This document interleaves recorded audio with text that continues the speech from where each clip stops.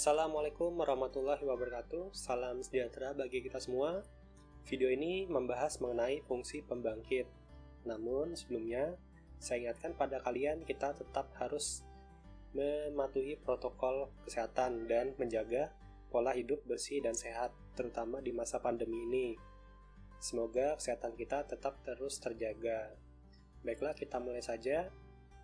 Sebelum memasuki fungsi pembangkit ini, saya kenalkan terlebih dahulu mengenai deret Taylor. Misalkan ada suatu fungsi yang direpresentasikan oleh deret pangkat.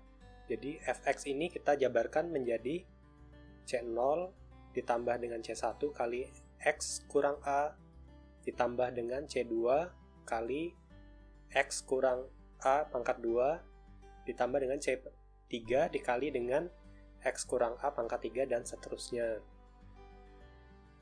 Jadi ketika X-nya sama dengan A, maka A kurang A kan 0 ya. Berarti 0 kali C1, 0.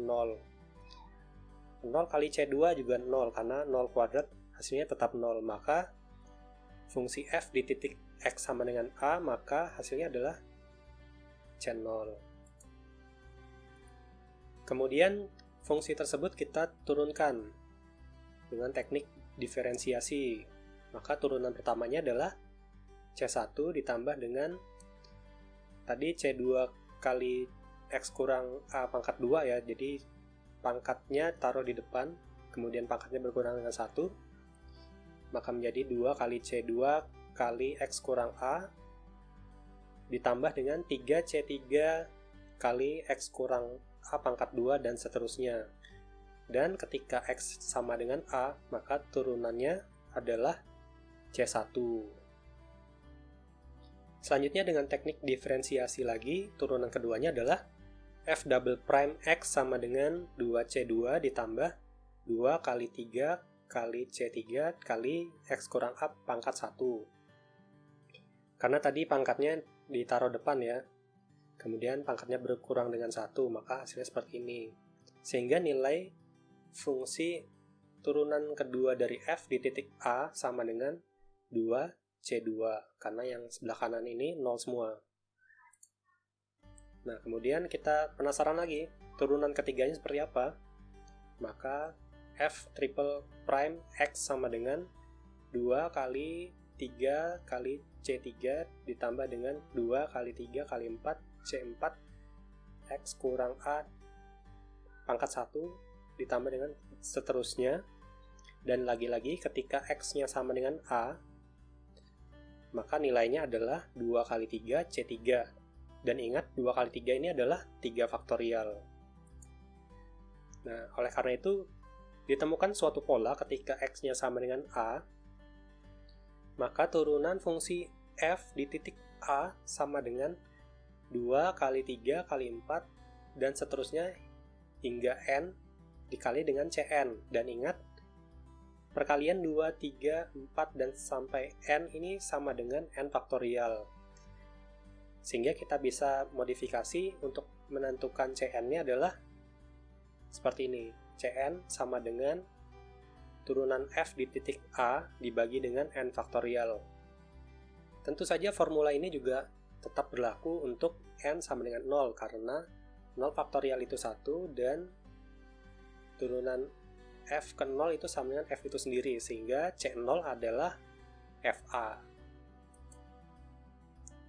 Nah, sehingga ada teorema ketika F adalah suatu perluasan deret pangkat di titik A dan Fx ini sama dengan penjumlahan N sama dengan 0 sampai tak hingga Cn dikali dengan X kurang A pangkat N, maka formula koefisiennya adalah Cn sama dengan turunan ke N di titik A dibagi dengan N faktorial. Nah, sehingga ini adalah fungsi yang saya kenalkan di awal tadi. Ketika disubstitusikan koefisien Cn-nya, maka menjadi seperti ini. Jadi Fx sama dengan Fa ditambah dengan turunan pertama F di titik A dibagi dengan 1 faktorial kali X kurang A ditambah dengan turunan kedua di titik A dibagi dengan 2 faktorial kali dengan X kurang A pangkat 2, dan seterusnya. Dan ini adalah disebut deret Taylor dari fungsi f di titik A. Jadi misalkan saya punya suatu fungsi ini bisa dijabarkan menjadi penjumlahan-penjumlahan seperti ini. Dengan syarat fungsi tersebut harus punya turunan di titik A. Nah, secara khusus ketika A-nya sama dengan 0, maka deret Taylor tadi menjadi seperti ini. Fx sama dengan F0 ditambah dengan turunan pertama di titik 0 dibagi dengan 1 faktorial kali X dan seterusnya. Dan penjumlahan ini disebut deret Maclaurin. Jadi deret Maclaurin ini adalah secara khusus dari deret Taylor ketika A-nya sama dengan 0. Untuk X merupakan anggota bilangan real, maka E pangkat X ini bisa dijabarkan menjadi seperti ini. E pangkat X sama dengan 1 ditambah X ditambah 1 per 2 faktorial kali X kuadrat ditambah 1 per 3 faktorial kali X pangkat 3 dan seterusnya. Kenapa seperti ini? Misalkan saya mengambil deret Maclaurin, jadi E pangkat 0 itu 1 ya. Kemudian E pangkat X ini turunan pertama sampai turunan ke N pun hasilnya sama, yaitu E pangkat X. Sehingga ketika dimasukin X-nya sama dengan 0, maka hasilnya sama dengan 1. 1 kali X dibagi dengan 1 faktorial sama dengan X. Begitupun juga untuk turunan kedua dari E pangkat X di titik 0 dikali dengan X kuadrat bagi dengan 2 faktorial. Hasilnya adalah 1 per 2 faktorial kali X kuadrat dan seterusnya. Kemudian untuk X-nya di antara min 1 sampai 1, maka 1 per 1 kurang X itu sama dengan 1 ditambah X tambah X kuadrat tambah X pangkat 3 dan seterusnya. Dan begitu juga untuk yang 1 dibagi dengan 1 kurang X pangkat 2 menjadi 1 ditambah 2X tambah 3X kuadrat tambah 4X pangkat 3 dan seterusnya. Jadi fungsi ini bisa kita jabarkan menjadi bentuk lain.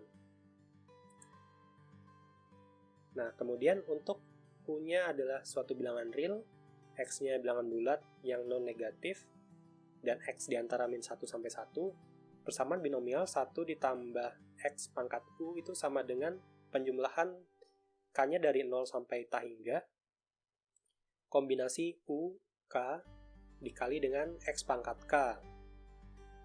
Di mana kombinasi ini, ketika K-nya sama dengan 0, sama dengan 1, kombinasinya. Sedangkan untuk K yang lebih dari 0, maka kombinasi UK tadi adalah U dikali U kurang 1, kali U kurang 2, dan seterusnya dikali sampai U kurang K ditambah 1 dibagi dengan K faktorial. Nah, kita masuk ke fungsi pembangkit. Misalkan AN ini adalah suatu barisan dari A0, A1, A2, dan seterusnya. Misalkan barisan AN tersebut kita bentuk fungsi pembangkit biasanya, maka misalkan di sini saya beri nama huruf P. Px sama dengan A0 ditambah dengan A1x ditambah A2x kuadrat ditambah A3 x pangkat 3 dan seterusnya. Jadi setiap barisan ini kita kali dengan polinom. Jadi A0 dikali dengan x pangkat 0, A1 dikali dengan x pangkat 1, A2 dikali dengan x pangkat 2, A3 dikali dengan x pangkat 3 dan seterusnya. Nah, berbeda dengan fungsi pembangkit biasa, fungsi pembangkit eksponensial dari barisan yang sama. Bedanya hanya dibagi dengan n faktorial. Jadi fungsi pembangkit eksponensialnya adalah A0 ditambah dengan A1x ditambah dengan A2x kuadrat dibagi 2 faktorial ditambah dengan A3 kali x pangkat 3 dibagi dengan 3 faktorial dan seterusnya. Jadi yang membedakan hanya dibagi dengan n faktorial. Nah, misalkan saya punya suatu fungsi pembangkit, kita akan tentukan barisannya. Misalkan fungsi pembangkitnya adalah E pangkat X, dan E pangkat X kita tahu tadi berdasarkan deret Maclaurin sama dengan 1 ditambah X tambah X kuadrat per 2 faktorial ditambah dengan X pangkat 3 per 3 faktorial dan seterusnya. Jika Px ini adalah fungsi pembangkit biasa, maka barisannya adalah 1, ini 1, kemudian 1 per 2 faktorial, kemudian 1 per 3 faktorial, kemudian 1 per 4 faktorial, dan seterusnya. Karena kita hanya mengambil koefisien dari polinomialnya yang sederhana. Nah, sedangkan jika Px ini adalah fungsi pembangkit eksponensial, maka barisannya adalah 1 semua ini, 1, 1, 1, 1, 1, 1. Nah, misalkan AX dan BX ini adalah fungsi pembangkit biasa dari barisan AN dan BN. Fungsi pembangkit biasa ketika dijumlahkan, hasilnya adalah penjumlahan dari koefisien polinom yang bersesuaian. Dan pengurangannya pun juga sama. Jadi untuk yang pangkatnya yang sama, X pangkat N yang sama, koefisiennya tinggal dijumlahkan atau dikurangkan. Namun berbeda ketika dikalikan. Nah, ketika dikalikan untuk yang polinom derajat 0, A0 kali B0.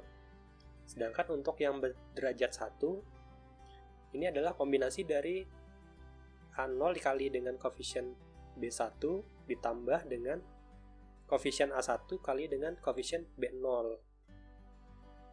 Namun koefisien dari X pangkat N ini adalah A0BN ditambah dengan A1BN kurang 1 dan seterusnya hingga koefisien AN dikali dengan koefisien B0. Jadi cara lihatnya ini 0 ditambah N ya, hasilnya 0. 1 ditambah dengan N kurang 1 hasilnya juga N. K ditambah dengan N dikurang K hasilnya sama dengan N. Sehingga untuk perkaliannya adalah seperti ini. Penjumlahan N dari 0 sampai T hingga X pangkat N dikali dengan kombinasi dari koefisiennya seperti ini. K-nya dari 0 sampai N, AK dikali dengan koefisien BN dikurang dengan K. Nah, jika AN, BN, dan CN ini adalah barisan-barisan bilangan real, sedemikian sehingga untuk yang CN-nya ini, itu adalah penjumlahan dari N-nya dari 0 sampai T hingga koefisien A ke K dikali dengan koefisien B yang ke N kurang K. Jika terjadi seperti ini, maka CN adalah barisan konvolusi dari AN dan BN. Sehingga bisa ditulis seperti ini.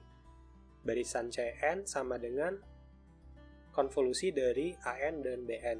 Dan ingat, dalam hal ini, konvolusi ini bersifat komutatif karena di dalamnya sini ya, itu perkalian ya.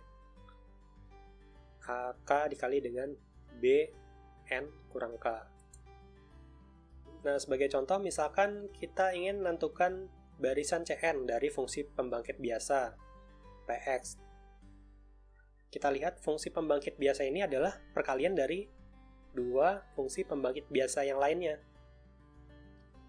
Kita ingin menentukan barisan CN-nya. Nah, karena untuk yang fungsi pembangkit biasa yang pertama ini, barisannya adalah 0, 0, 0, 0, 0, 1, 1, 0, 0, dan seterusnya ya. Jadi A0-nya 0, A1-nya 0, A2-nya 0, A3-nya 0, A4-nya 0, A5-nya 1 karena X pangkat 5. A6-nya juga 1 karena X pangkat 6. Dan untuk yang 1 dibagi dengan 1 kurang X ini adalah fungsi pembangkit biasa dari barisan 1, 1, 1, 1, 1, 1, 1 yang sudah kita ketahui sebelumnya. Maka CN-nya adalah penjumlahan dari K-nya 0 sampai N, AN dikali dengan koefisien B yang ke N kurang K. Ya, karena ini tadi perkalian. Maka fungsi pembangkit biasa Px ini adalah perkalian dari fungsi pembangkit biasa X pangkat 5 ditambah dengan X pangkat 6 dikali dengan 1 dikurang X pangkat negatif 1. Dan ingat, karena B-nya ini adalah barisan yang memuat angka 1 semua, maka 1 dikali dengan AN hasilnya tetap AN. Nah, sehingga penjumlahannya seperti ini. Kita hanya memperhatikan untuk barisan AN-nya saja. Untuk N-nya dari 0 sampai 4, kan ini 0 semua ya, berarti hasilnya CN-nya adalah 0. Sedangkan untuk yang N-nya sama dengan 5, hasilnya 1 di sini. Maka CN-nya atau C5-nya adalah 1. Sedangkan untuk yang N dari 6 sampai tahingga, maka CN-nya adalah 2. Atau bisa ditulis CN-nya adalah barisan 0, 0, 0, 0, 0, 1, 2, 2, 2, dan seterusnya. Oke, sekian dulu video kali ini. Selanjutnya kita akan membahas fungsi pembangkit untuk kombinasi dan permutasi.